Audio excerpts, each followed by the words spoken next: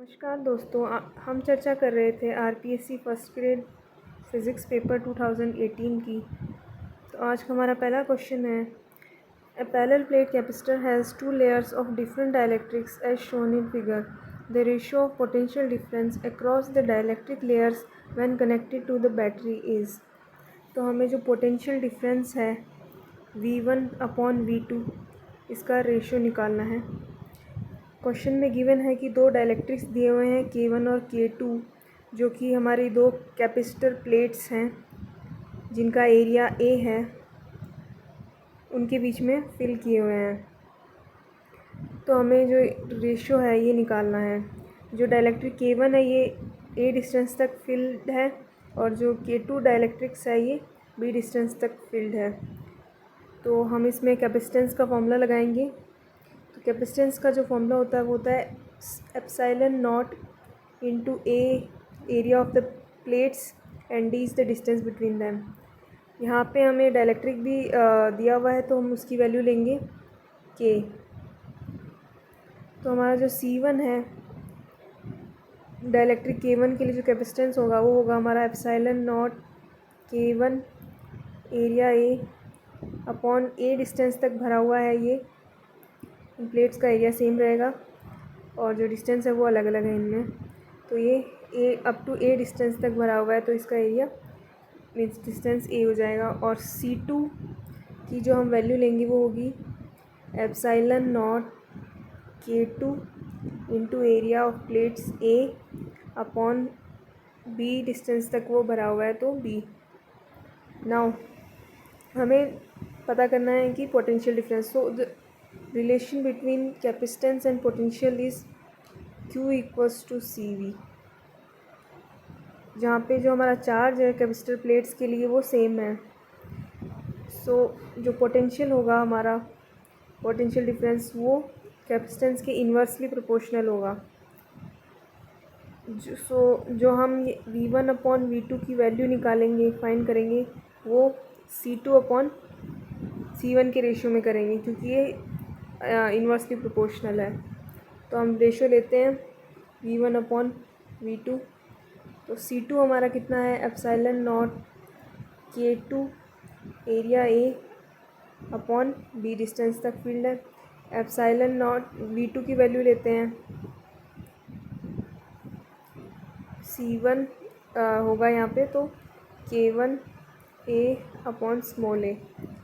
तो above equation में आप देख रहे होंगे एप्सिलॉन नॉट कैंसिल हो रहा है और एरिया A है प्लेट्स के लिए सेम है, वो टर्म भी कैंसिल हो जाएगी। तो हमारे पास जो टर्म्स बचेगी वो बचेगी K2/B and upon K1/A।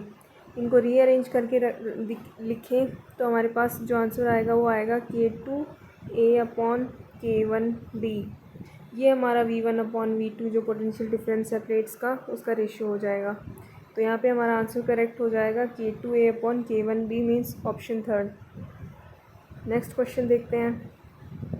What would be the equivalent resistance across the diagonals of opposite corners A and H of a cubical network consisting of 12 resistors each of resistance 2 kilo ohm. हमारे पास एक cubical network दिया हुआ है जहाँ पे A और H के बीच में जो इक्विवेलेंट रेजिस्टेंस है वो हमें फाइंड करना है और 12 रेजिस्टेंसेस दिए हुए हैं 12 रेजिस्टर्स दिए हुए हैं जिनका रेजिस्टेंस 2 किलो ओम है हर ईच का। तो हम इसे फाइंड करेंगे। सबसे पहले जो हम पाथ देखते हैं करंट का, हमारा फ़्लो जो होगा वो क्या रहेगा। तो इस टर्मिनल से अगर हम करंट फ़्लो की बात करें तो हमारे जो पाथ्स हैं वो 3 पाथ में डिवाइड हो रहा है। ये करंट जो हमारा I है, इट मीन्स जो ये तीनों रेजिस्टेंस है आपस में क्या होंगे पैरेलल में इन 3 टर्मिनल्स के बीच में। और हम H पॉइंट से स्टार्ट करें तो भी हमें 3 अलग अलग पाथ मिलते हैं करंट के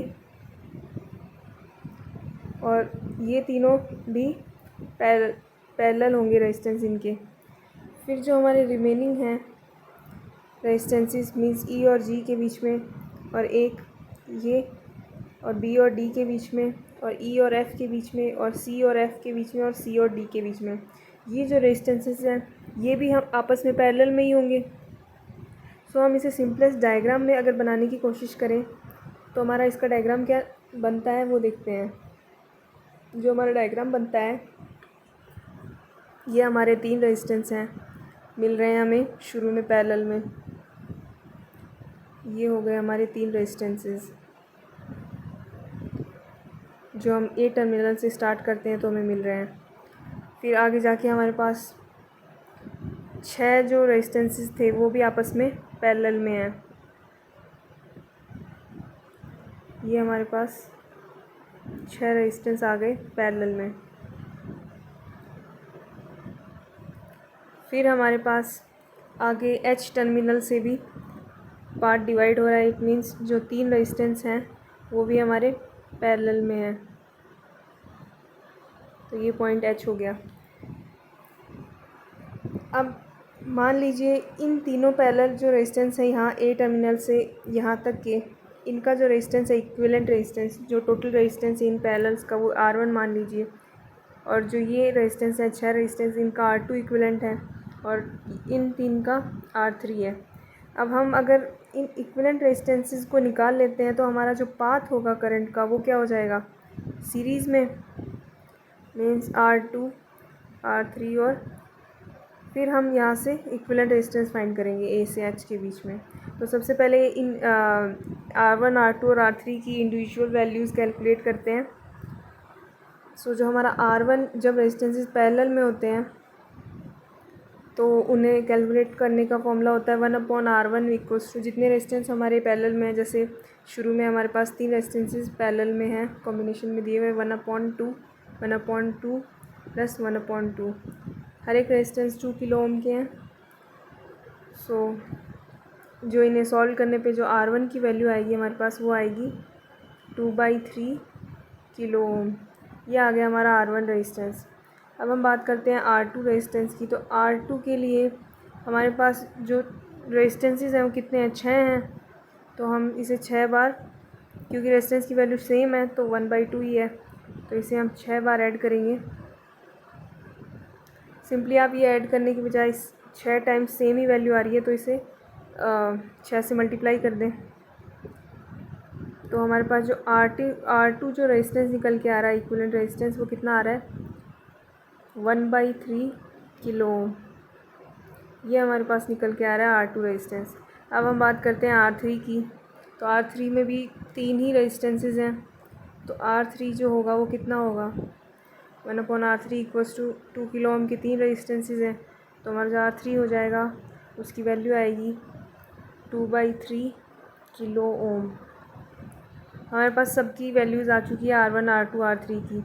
नाउ अब आप देख रहे हैं कि R1 R2 R3 जो इक्विवेलेंट रेजिस्टेंस हमने निकाले हैं ए से एच के बीच में, ये सारे आपस में किस में है, सीरीज़ में। तो सीरीज़ में जब रेजिस्टेंसेस होते हैं तो हम R जो इक्विवेलेंट लिखते हैं उनका, तो जो सीरीज़ में जितने भी रेजिस्टेंस है टोटल उनका सिंपली सम ले लेते हैं। तो हमारे पास तीनों रेजिस्टेंसेस की वैल्यू है, तो R1 की सबकी वैल्यू पुट कर देते हैं और R3 की है 2/3। तो इन सब की जो वैल्यूज़ है वो पुट करने के बाद जो हमारा इक्विवेलेंट रेजिस्टेंसेस आ रहा है वो कितना आ रहा है, 5/3 किलो ओम। ये आ रहा है हमारा R equivalent between the diagonals A and H. तो हम देखते हैं हमारा कौन सा ऑप्शन करेक्ट है। 5/3 किलो ओम यानी फर्स्ट ऑप्शन हमारा इसमें करेक्ट हो जाएगा। आई होप आपको ये क्वेश्चन अच्छे से समझ आ गया होगा। चलते हैं नेक्स्ट क्वेश्चन की ओर।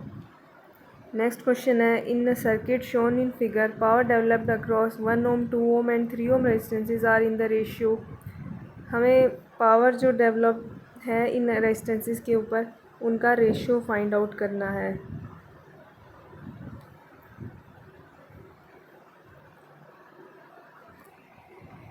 तो पावर डेवलप जो होती है उसका फॉर्मूला आपको पता होना चाहिए, होता है वोल्टेज इनटू करंट। तो हमारा जो करंट आई है, जब ये पैरेलल जो ये कॉम्बिनेशन के दो आपको दिख रहे हैं, इसमें डिवाइड होगा कुछ करंट इसमें और कुछ करंट इसमें, तो जो करंट डिवाइडेशन होगा इन दोनों रेजिस्टेंसेस में उसका फॉर्मूला है कि मान लीजिए हमारा ये जो रेजिस्टेंस है ये 1 है और ये 2 है और ये थर्ड रेजिस्टेंस 3 है। तो I1 जो करंट होगा वो होगा उसके अपोजिट जो रेजिस्टेंस है R2/R1 प्लस R2। ये फॉर्मूला तब एप्लीकेबल है जब दो रेजिस्टेंस पैरेलल में हो, इनटू टोटल करंट I। तो हमारा जो R2 रेजिस्टेंस है वो कितना है 2 ओम और R1 है 1 ओम, तो 1 + 2, इसमें इनका सम लेते हैं नीचे, तो हमारा जो ये आ जाएगा 2i/3 ये आ गई हमारी I1 की वैल्यू। अब हम देखते हैं हमारे I2 की वैल्यू कितनी आती है। तो I2 हो गया हमारा इसका opposite R1/R1 + R2 into total current I। तो हमारा R1 की जो वैल्यू है वो 1 ओम है, तो 1i/1 + 2 सिंपली I/3 आ गया हमारे पास I2 करंट। अब जो पैरेलल कॉम्बिनेशन होता है उसमें वोल्टेज डिवाइडेशन सेम रहता है, मींस यहाँ पे दोनों जगह जो वोल्टेज होगा वो सेम होगा। ये हम चेक भी कर सकते हैं। जैसे हमें V1 वोल्टेज है तो I1 R1 according to Ohm's law हो जाएगा। तो I1 की वैल्यू हमने अभी कितनी निकाली है 2i/3, और जो R1 है रेजिस्टेंस, फर्स्ट रेजिस्टेंस है वो कितना है 1 ओम, तो हमारा वोल्टेज यहाँ पे कितना आ गया 2i/3। और जो V2 है हमारे पास वो कितना है, उसमें करंट कितना है I2 R2, तो उसमें करंट है I/3, और जो रेजिस्टेंस है उसका वो कितना है 2 ओम, तो 2i/3 ये आ गया हमारा V2। तो आप देख सकते हैं V1 और V2 की वैल्यू सेम है, मतलब सेम वोल्टेज ड्रॉप होता है पैरेलल कॉम्बिनेशन के केस में। और जो V3 है उसकी वैल्यू भी हम फाइंड आउट कर लेते हैं I3/R3। तो आप देख सकते हैं जो I है करंट 3 ओम रेजिस्टेंस में, तो I करंट ही फ्लो हो रहा है, और जो रेजिस्टेंस की वैल्यू है वो 3 ओम है, तो I/3, तो 3I हो जाएगा इसके अंदर वोल्टेज। तो हमें तीनों के वोल्टेज पता चल गए, तीनों के करंट पता चल गए। अब हम इनके पावर का रेशियो निकाल सकते हैं। तो P1:P2:P3 हमारे पास क्या आएगा, V1I1:V2I2:V3I3। अब हम तीनों की वैल्यू पुट कर देते हैं, तो हमारे पास जो V1 और V2 है वो तो सेम है 2i/3, और I1 इसके लिए कितना है 2i/3 है फर्स्ट रेजिस्टेंस के लिए, और जो सेकंड है उसमें वोल्टेज है 2i/3, और जो I2 जो करंट निकाला था हमने वो था I/3 इस टू। अब हम V3 देखते हैं, तो V3 हमारा जो निकल के आया था 3i, और जो इसमें करंट है वो I है। तो आप देख सकते हैं I² तीनों से कैंसिल हो जाएगा, और जो वैल्यूज़ बचेंगी उनको हम मल्टीप्लाई कर लेते हैं आपस में। 2/3 इंटू 2/3 हो जाएगा हमारा 4/3 इस टू, यहाँ पे भी 4/9 हो जाएगा ये नीचे, इसको हम नेक्स्ट में देखते हैं। 2/3 इंटू 2/3 हो जाएगा हमारा 4/9 इस टू, यहाँ पे हमारा 2/3 इंटू 1/3, तो हमारा आ जाएगा 2/9 इस टू 3। तो अब इसमें हम इस रेशियो को सॉल्व करके देखें, तो ये जो 9 है ये इधर मल्टीप्लाई हो जाता है, और जो सिंपलेस्ट फॉर्म आती है इसकी वो हम लिख देते हैं 4:2:9 इंटू 3 27 हो जाएगा। तो ये अब आपस में और ज़्यादा कैंसिल नहीं हो सकते, तो ये फाइनल जो है वो हमारे पावर का रेशियो हो जाएगा तीनों रेजिस्टेंसेस में। तो हमारा जो सेकंड ऑप्शन है वो करेक्ट हो जाएगा इसमें 4:2:27। नेक्स्ट क्वेश्चन देखते हैं। Which of the following particle will have minimum frequency of revolution when projected with the same velocity perpendicular to an magnetic field. इसमें हमें बताना है कि जो minimum frequency of revolution means circular motion कर रहा है हमारा जो पार्टिकल है वो किसी मैग्नेटिक फील्ड के अंदर, गिवन मैग्नेटिक फील्ड में, और उनकी सबकी वेलोसिटी सेम रहती है। तो हमें बताना है कि जो मिनिमम फ्रीक्वेंसी किसकी है इन चारों में से।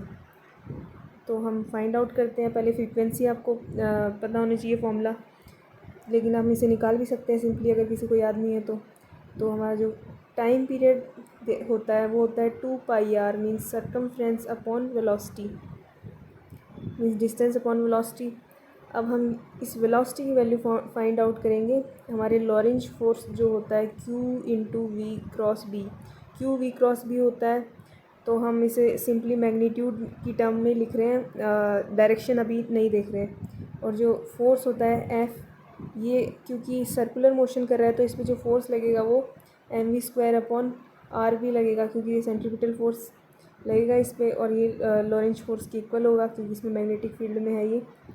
तो जो v वेलोसिटी हमारी निकल के आती है यहाँ से कितनी आती है, Q_B_R/m। अब ये वेलोसिटी की वैल्यू हम ऊपर इसमें टाइम पीरियड वाले इक्वेशन में पुट कर देते हैं तो हमें टाइम पीरियड मिल जाएगा। तो हमारा टाइम पीरियड क्या मिल जाएगा, 2πr अपॉन जो वेलोसिटी v आई थी उसकी वैल्यू थी Q_B_R/m।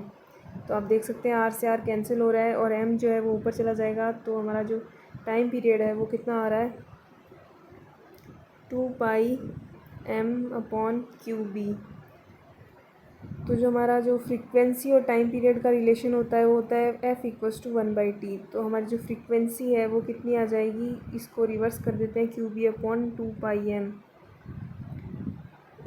तो इस रिलेशन से हम क्या देख सकते हैं कि जो हमारी फ्रीक्वेंसी है वो मिनिमम कब होगी, जब ये मास मैक्सिमम होगा और जब ये चार्ज मिनिमम होगा। पर आप देखेंगे कि चार्ज जो है वो चारों पार्टिकल के लिए सेम रहेगा। अभी हम देखते हैं। तो चार्ज और मास पे अल्टीमेटली ये डिपेंड कर रहे हैं पार्टिकल्स। तो देखिए ये 1 इलेक्ट्रॉन है तो इसका चार्ज 1 ही रहेगा, ये -1 ही रहेगा, और ये प्रोटॉन है तो इसका चार्ज कितना रहेगा, +e। तो मैग्नीट्यूड वाइज तो इनका चार्ज सेम है इन दोनों का। और जो He है उसका होगा 1e क्योंकि एक इलेक्ट्रॉन चला गया है तो इस पर चार्ज हुआ 1e। और जो Li+ है उस पर चार्ज कितना है, उस पर भी चार्ज 1 ही है। तो इन सब पे हम देख रहे हैं चार्ज की वैल्यू सेम है और चार्ज की वैल्यू होती है 1.6 × 10⁻⁻19 कूलम। अब हम देखते हैं मास डिपेंडेंसी, किसका मास ज़्यादा है। तो देखिए जो हमारा मास है वो इलेक्ट्रॉन में कितना होगा, तो इलेक्ट्रॉन का जो हमारा मास होता है वो होता है, जो हमारा इलेक्ट्रॉन का मास होता है वो होता है 9.1 × 10⁻31 kg। ये होता है हमारा इलेक्ट्रॉन का मास। और हमारा जो प्रोटॉन होता है उसका जो मास होता है वो होता है 1.67 × 10⁻27 kg। इट मीन्स जो हमारा प्रोटॉन होता है वो हैवी होता है इलेक्ट्रॉन से क्योंकि 10⁻⁻ में लेस है इसके अंदर। तो हमारा जो प्रोटॉन है उसका मास इलेक्ट्रॉन से ज़्यादा है। और जो हमारा हीलियम होता है उसके अंदर होता है, वैसे तो 2 इलेक्ट्रॉन 2 प्रोटॉन होते हैं लेकिन यहाँ पे 1 इलेक्ट्रॉन चला गया है तो हमारा 1 इलेक्ट्रॉन + 2 प्रोटॉन्स रहेंगे इसके अंदर। तो अभी भी और इट मीन्स इन ऊपर फर्स्ट और सेकंड ऑप्शन से हीलियम का मास ज़्यादा है। अब चेक करते हैं लिथियम का मास। तो लिथियम के अंदर होते हैं हमारे 3 इलेक्ट्रॉन क्योंकि एक चला गया तो 2 इलेक्ट्रॉन + 3 प्रोटॉन + 1 न्यूट्रॉन। तो हमारा जो इसका मास है ये इन सबसे ज़्यादा है क्योंकि आप देख सकते हो इसके पास 2 इलेक्ट्रॉन है, 3 प्रोटॉन और 1 न्यूट्रॉन है। तो मास सबसे ज़्यादा किसका हो गया, लिथियम का। इट मीन्स जो फ्रीक्वेंसी होगी हमारी मिनिमम किसके लिए होगी, जिसका मास सबसे ज़्यादा है। तो हमारा मास जो है वो लिथियम का सबसे ज़्यादा है तो इसकी जो फ्रीक्वेंसी होगी वो मिनिमम होगी। तो हमारा ऑप्शन कौन सा करेक्ट हो गया इसमें, लिथियम जो है हमारा ऑप्शन वो करेक्ट हो जाएगा। 4th ऑप्शन इसमें करेक्ट है। नेक्स्ट क्वेश्चन देखते हैं। Choose the wrong statement for magnetic susceptibility of ferromagnetic material goes through an hysteresis loop. तो हमारी जो मैग्नेटिक ससेप्टिबिलिटी होती है वो किसी भी मैग्नेटिक फील्ड जब हम अप्लाई करते हैं किसी मटेरियल पे तो उसके जो मटेरियल्स के जो डाइपोल्स हैं मींस मैग्नेटिक डाइपोल्स वो इस डायरेक्शन में अपने आप को अलाइन कर लेते हैं। तो उसकी जो पावर है, उसकी जो क्षमता है खुद को मैग्नेटाइज करने की, वही उसकी मैग्नेटिक ससेप्टिबिलिटी कहलाती है। तो हम जो मैग्नेटिक ससेप्टिबिलिटी देखते हैं हिस्टेरेसिस के केस में, तो ये कुछ ऐसा कर्व होता है हमारा हिस्टेरेसिस का। तो इसमें हम देखते हैं कि H जो हमारा मैग्नेटाइजिंग फील्ड है और B मैग्नेटिक फ्लक्स होता है। तो इसकी जो मैग्नेटिक ससेप्टिबिलिटी है हम जितना बढ़ाएंगे, यहाँ से स्टार्ट करते हैं, हम जितना बढ़ाते हैं ये अपने आप को अलाइन कर देते हैं पार्टिकल उसी डायरेक्शन में, पर एक लेवल तक सेचूरेट हो जाते हैं। तो यहाँ पे जो इसकी ससेप्टिबिलिटी है वो मैक्सिमम है इन पार्टिकल्स की। फिर हम ये रिमूव करते हैं मैग्नेटाइजिंग फील्ड, तो एक पॉइंट ऐसा आता है जहाँ पे इसकी मैग्नेटाइजिंग फील्ड तो ज़ीरो हो जाता है, लेकिन जो इसमें मैग्नेटिक फ्लक्स है, डेंसिटी है, वो फिर भी होती है। इट मीन्स इसकी मैग्नेटिक ससेप्टिबिलिटी टोटली ज़ीरो नहीं हुई होती, यहाँ पे कुछ रहती है पर स्मॉल में रहती है। और जो ये लाइन है, इस पर आप देख सकते हैं हम एक रिवर्स में मैग्नेटिक फील्ड लगाते हैं इसे ज़ीरो करने के लिए, मैग्नेटिक ससेप्टिबिलिटी को। तो मैग्नेटिक ससेप्टिबिलिटी यहाँ पे ज़ीरो हो जाती है, यहाँ पे इसकी वैल्यू ज़ीरो होगी। और हम रिवर्स में जब लगाते हैं तो उसके मैग्नेटिक डायपोल्स भी उसी डायरेक्शन में, रिवर्स डायरेक्शन में खुद को अलाइन करने लग जाते हैं, तो वो रिवर्स में भी जाती है, तो नेगेटिव में मैक्सिमम होती है, तो इसकी वैल्यू नेगेटिव भी होती है। तो आप देख सकते हैं ये फिक्स नहीं रहती, ये पॉजिटिव, नेगेटिव और ज़ीरो होती है। तो हम देख सकते हैं इसमें ये इनफाइनाइट भी हो सकती है मैक्सिमम, लेकिन ये फिक्स नहीं रहती। तो इसमें फर्स्ट ऑप्शन करेक्ट हो जाएगा। सो आज के क्वेश्चंस इतने ही थे। आई होप आपको सारे क्वेश्चन समझ में आए होंगे।